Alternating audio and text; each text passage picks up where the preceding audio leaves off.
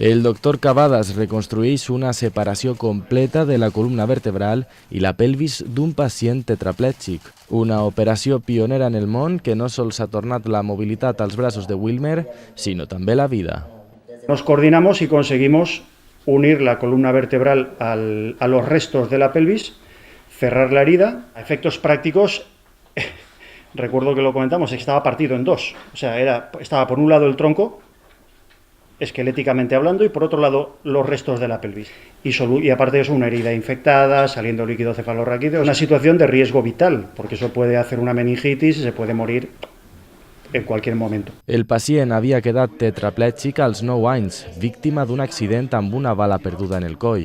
Tot va passar a Guatemala, el seu lloc d'origen. Luego de una cirugía exploratoria en mi cuello, estuve aproximadamente 2 meses y medio en coma, y pues fue ahí en ese tiempo que no me movieron en el hospital en el que estuve en Guatemala, y pues fue donde me salieron las úlceras. Si no podía acostarme boca arriba porque yo sentía mucho dolor, tenía que estar de lado, boca abajo o del otro lado, pero eran dolores todos los días,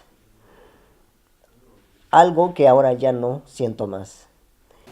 L'úlcera a la zona sacra va ser la causant de la infecció de l'os i la separació de la pelvis i la columna. Per a unir-les, Pedro Cavadas ha usat os del peroné del pacient. Wilmer va haver d'anar-se'n fins als Estats Units per tal de rebre assistència sanitària, però no va ser fins que arribà a aquest hospital de Manises que el doctor Cavadas li va salvar la vida. Una operació de risc extrem que ha sigut possible gràcies a la Fundació Pedro Cavadas i l'Hospital de Manises.